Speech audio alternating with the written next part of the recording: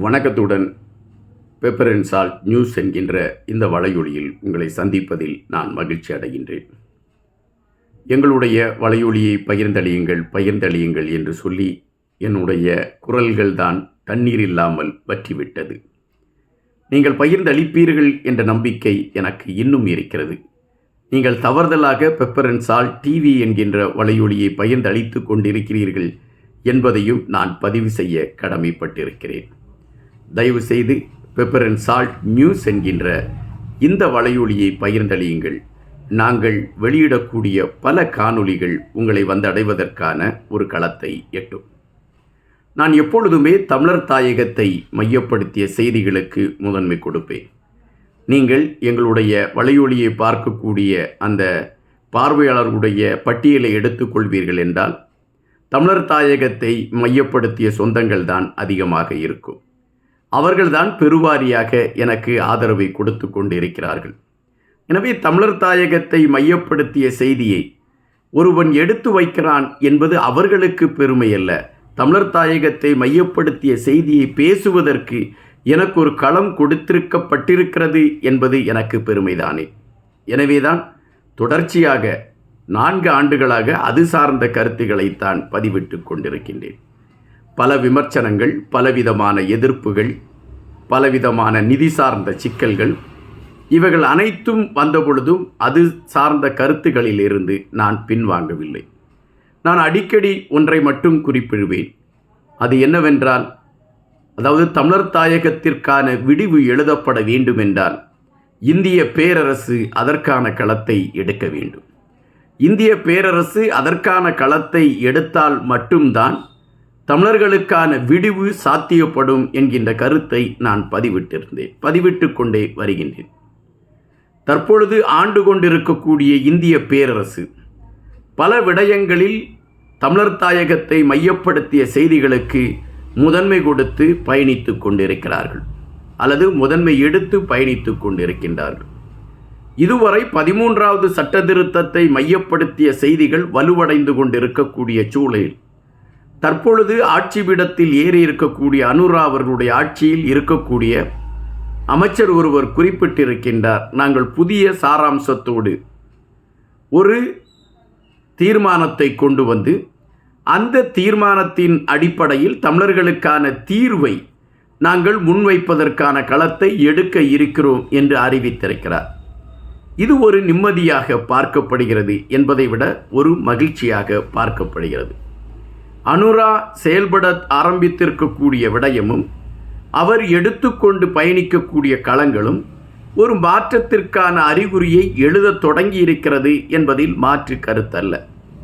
ஆனால் இந்தியா இதை எப்படி கையாளப் போகிறது என்பது கேள்விகளாகவே இருந்து கொண்டிருந்தன.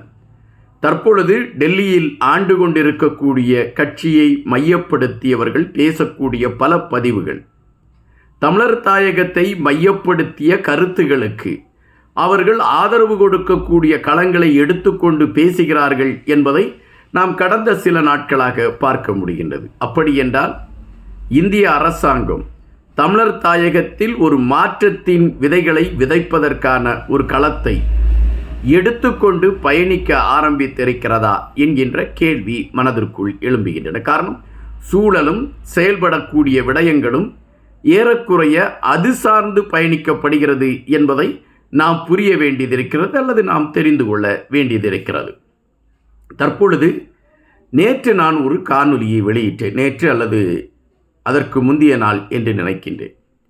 அந்த காணொலியில் சுவிஸ் நாட்டை சார்ந்த ரகுபதி அவர்கள் தேசிய தலைமை சந்தித்த விடயங்களை மையப்படுத்திய ஒரு பதிவை அவர் ஒரு வலையொலியிலே குரல் பதிவாக வெளியிட்டிருந்தார்.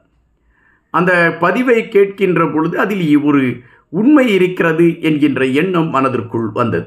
எனவே இது சார்ந்து ஒரு கருத்தை பதிவிட வேண்டும் என்கின்ற நிலைப்பாட்டில்தான் அந்த செய்தியை உள்வாங்கிக் கொண்டு அந்த கருத்தை பதிவிட்டேன். காரணம், ரகுபதி குறிப்பிட்ட அனைத்து விடயங்களும் எந்தவித ஒரு வர்ணனையும் இல்லாமல், கற்பனையும் இல்லாமல் யதார்த்தமாக அவர் சந்தித்த விடயங்களை பதிவிட்டதைத்தான் நம்மால் உணர முடிந்தது.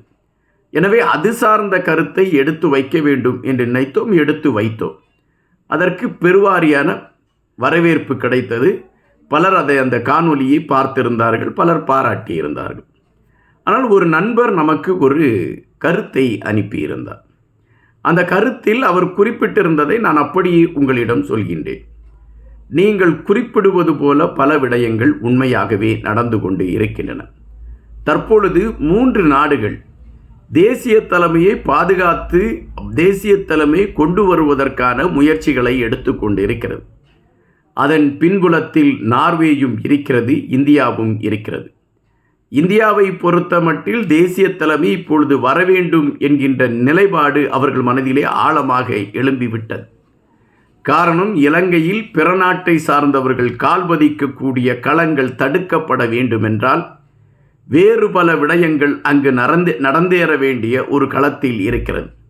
எனவே அவர்கள் அதை குறித்த ஒரு தேடலோடு பயணித்து கொண்டிருக்கின்றார்கள். இரகசியமான பல பேச்சுவார்த்தைகள் நடைபெற தொடங்கி இருக்கிறது என்ற ஒரு கருத்தை அந்த நண்பர் நமக்கு பதிவிட்டிருந்தார் அந்த காணொலியின் கீழ்ப்பகுதியில். அதை படிக்கின்ற பொழுது மனதிற்குள் ஒரு தேடல், அதாவது ஒரு பொறி என்று கூட வைத்துக் கொள்ளலாம்.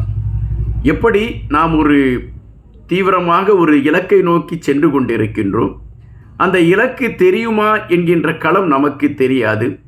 திடீரென்று பார்க்கின்ற பொழுது அந்த இலக்கின் முடிவை நாம் எட்டிவிட்டது போன்ற ஒரு சூழல் அமையும். அப்பொழுது நம்மையும் அறியாமல் ஒரு மகிழ்ச்சி மனதிற்குள் தாண்டவமாடும். அந்த தாண்டவம் ஆடுகின்ற சூழலில் நாம் அது குறித்த விடயங்களை குறித்து மகிழ்ச்சியோடு பகிர்ந்து கொள்வோம்.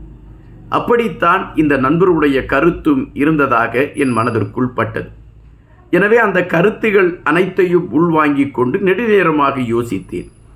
உண்மையிலே இந்த நண்பர் குறிப்பிட்டது போல 3 நாடுகள் உதவுவதற்கு தயாராக இருக்கிறதா, அல்லது 3 நாடுகள் இதை எதிர்பார்த்து காத்திருக்கிறதா, அல்லது இவர்கள் குறிப்பிட்டது போல பேச்சுவார்த்தைகள் ஆரம்பிக்கப்பட்டு விட்டதா என்ற பல கேள்விகள் மனதிற்குள் எழும்பின. ஆனால் அந்த கேள்விகளுக்கான விடைகளோ, அந்த கேள்விகளுக்கான எந்த விதமான ஆதாரம் சார்ந்த விடயங்களோ நம்மிடம் இல்லை. ஆனால் எப்பொழுதுமே காவல்துறையை பொறுத்தமட்டில் ஒரு விடயத்தை அவர்கள் பதிவு செய்வார்கள். யாராவது ஒருவர் ஒரு இடத்தில் இருந்து நகர்ந்து செல்கின்ற பொழுது ஏதாவது ஒரு தடயத்தை விட்டுவிட்டு தான் செல்வார்கள். அப்படி அந்த தடயத்தை விட்டுவிட்டு செல்கின்ற பொழுது அந்த தடயத்தை சார்ந்த கருத்துக்கள் தொடர்ச்சியாகவே பேசப்பட்டு கொண்டிருக்கும். ஒரு கட்டத்தில் அந்த தடயம் சார்ந்த உண்மை வெளியே தெரிவதற்கான ஒரு வாய்ப்பு வரும். இப்பொழுது அப்படித்தான் களங்கள் இருக்கின்றன. ஒரு மர்மத்தை குறித்து தொடர்ச்சியாக செய்திகள் வந்து கொண்டே இருக்கின்றன. ஆனால் மர்மம் உடைபடப்படவில்லை. ஆனால் இந்த மர்மம் உடைபடக்கூடிய களம் மிக விரைவில் இருக்கிறது என்பதை நம்மால் உணரக்கூடிய ஒரு களத்தை நோக்கி அது இருக்கிறது. இந்த நண்பர் பதிவிட்ட குரல் பதிவு கூட ஏறக்குறைய அது சார்ந்த ஒரு பதிவாகத்தான் நம்மால் பார்க்க முடிகிறது. இது எந்தவிதமான எடுத்துக்கட்டி கூறக்கூடிய கற்பனை கதைகளோ, அல்லது அது ஒரு கற்பனையில் இதையெல்லாம் சொல்லி மகிழலாம் என்கின்ற விடயத்திலோ நான் இந்த கருத்துக்களை பதிவிடவில்லை. அந்த கருத்தை, அதை எனக்கு அனுப்பிய அந்த கருத்தை நீங்கள் காணொலியில் கூட அதை பார்க்கலாம். நான் அந்த வெளியிட்ட அந்த காணொலி, அந்த கருத்தை உள்வாங்கிக் கொண்டுதான் நான் இந்த தகவலை பதிவிடுகிறேன். எப்பொழுதுமே நல்லவை நடக்கும் என்று நினைப்போம், நடந்தே தீரும். நடந்தே தீருகின்ற பட்சத்தில் நாம் அதுவரை கத்திக்கொண்டிருந்த குரல்களும், அதுவரை நாம் பேசிக்கொண்டிருந்த வார்த்தைகளும் உயிர் பெறும். இவன் உண்மையைத்தான் பேசியிருக்கிறான் என்று அது மகுடம் சூட்டிக்கொள்ளும்.